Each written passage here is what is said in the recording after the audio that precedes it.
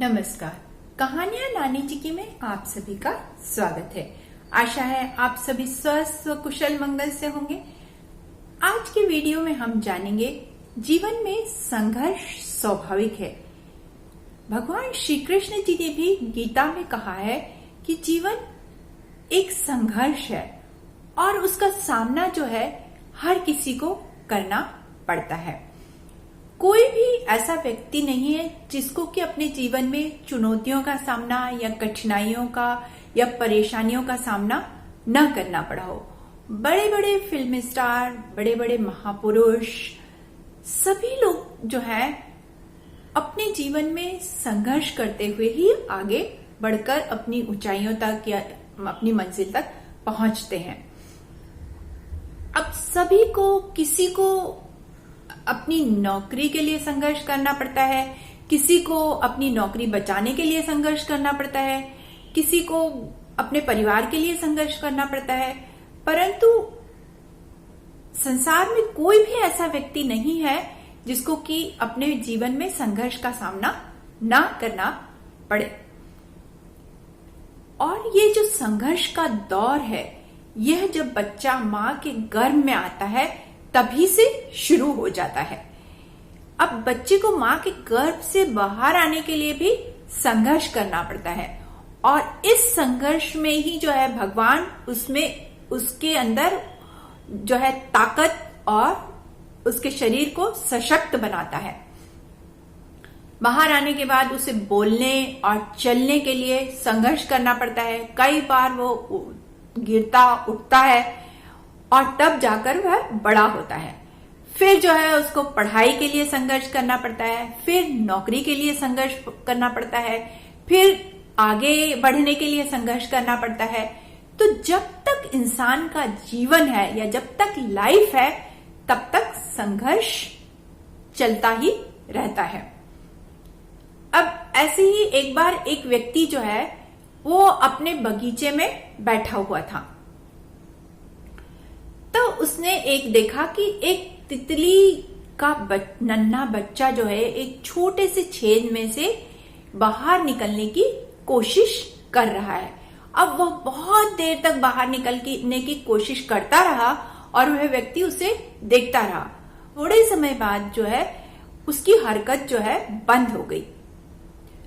तो उस व्यक्ति को ऐसा लगा कि इस छोटे से छेद में से इस नन्हे से तितली के बच्चे का आना संभव नहीं है।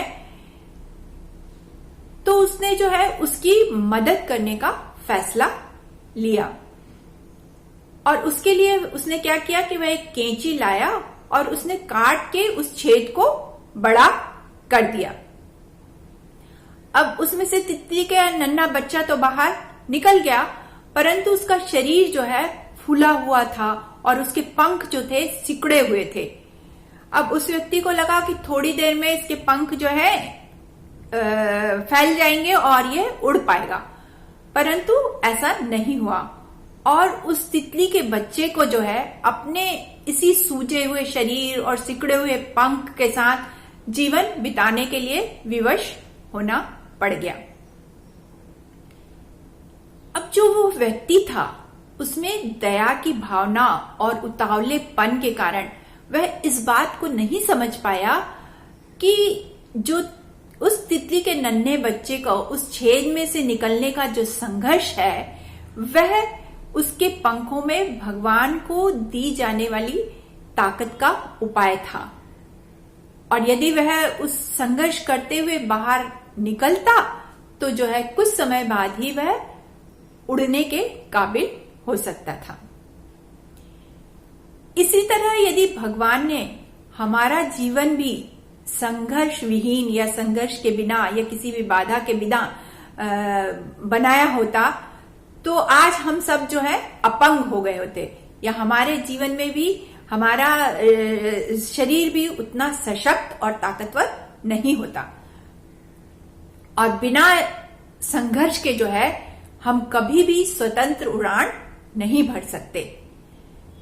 ऐसे ही अभी कुछ दिन पहले एक विचारक का कथन मैंने सुना या पढ़ा था कि जो हमारे जीवन में जो संघर्ष की जो समस्याएं हैं वो एक वॉशिंग मशीन की तरह हैं, जो कपड़े को घुमाती हैं, खंगालती हैं और फिर सुखा देती हैं, और जब बाहर निकलते हैं तो एक स्वच्छ, सुंदर और जिसमें कोई गंदगी नहीं होती।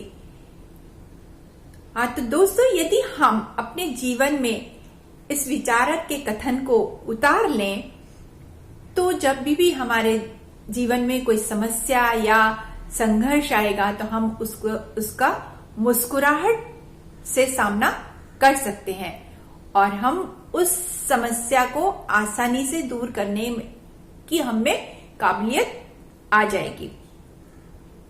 इसी तरह अंग्रेजी में भी एक कहावत है, एक शांत समुद्र में कभी भी नाविक कुशल नहीं बन सकता, अर्थात स्मूथ सी नेवर मेड स्किलफुल मैरिनर। तो इसलिए दोस्तों, जीवन में सभी को संघर्षों का सामना करना पड़ता है।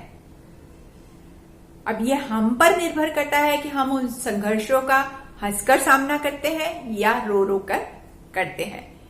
तो यही थी आज की कहानी, जीवन संघर्ष है।